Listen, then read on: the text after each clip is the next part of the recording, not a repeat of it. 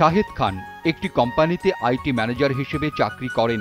তিনি শখের বশেই 2013 সালে টার্কি পালন শুরু করেন। দিনে দিনে তার খামারে টার্কি বাড়তে বাড়তে এখন 100টির ওপরে টার্কি আছে। আমার এই টার্কি ফার্ম শুরু করা হয় 2013 সালে।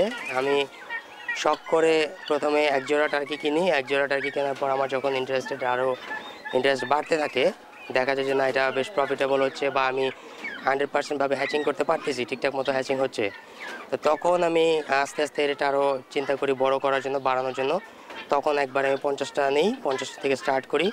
আর এই পর্যন্ত আমার এখানে 100 স্টক আছে, প্লাস এই পর্যন্ত আমি প্রায় 400-500 মতো বাচ্চা এখান থেকে সেল করে ফেলছি।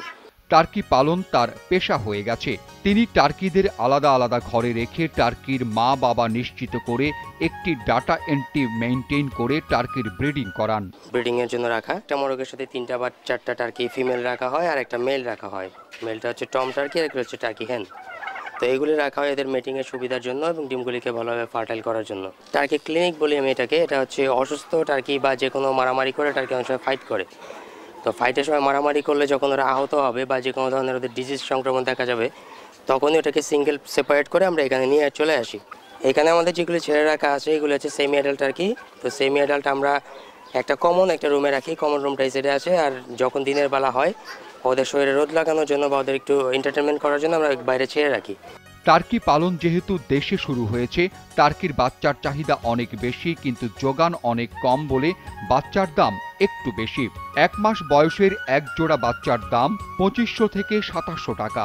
2 মাস বয়সের এক জোড়া বাচ্চার দাম 3200 থেকে 3500 টাকা। 3 মাস বয়সের এক জোড়া বাচ্চার দাম 3700 থেকে 4000 টাকা। 5 মাস বয়সের এক জোড়া বাচ্চার দাম 6000 থেকে 7000 টাকা। 6 বছরের পূর্ণ বয়স্ক এক জোড়া টার্কির দাম 8000 টাকা। বাংলাদেশ ইতিমধ্যে 2 শতাধিক টার্কি খামার হয়ে গেছে, নামে বেনামে জানায় অজানায়।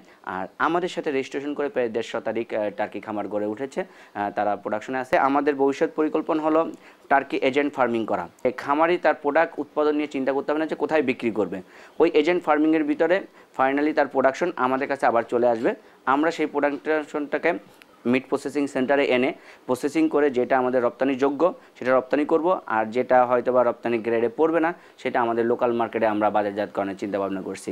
একটুখানি সচেতনতা, সরকারি সদিচ্ছা এবং ক্রেতা বিক্রেতার পারস্পরিক অংশগ্রহণে এই টার্কি হয়ে উঠতে পারে আত্মকর্মসংস্থানের মাধ্যম। একটি টার্কি মুরগি বছরে 60 থেকে 100টি ডিম দেয়। এ দিয়ে আপনি নিজস্ব চাহিদা মাফিক বাচ্চা নিজেই উৎপাদন করতে পারেন।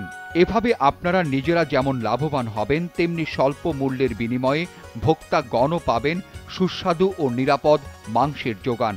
বাংলাদেশের গ্রামগঞ্জে ও শহরে অনেক জায়গা অনাবাদি বা পতিত অবস্থায় পড়ে থাকে, যেখানে প্রাকৃতিকভাবে জন্মে নানা ধরনের লতা ঘাস। এরকম উন্মুক্ত জায়গা টার্কি পালনের জন্য বেশ উপযোগী। অন্যদিকে আমাদের রয়েছে এক বৃহত্তর বেকার জনগোষ্ঠী। তাই একদিকে অব্যবহৃত জমিকে ব্যবহার এবং বেকারদের জন্য কর্মসংস্থান, এই দুইয়ের মাঝে সেতু বন্ধন হতে পারে ছোট একটি টার্কি খামার।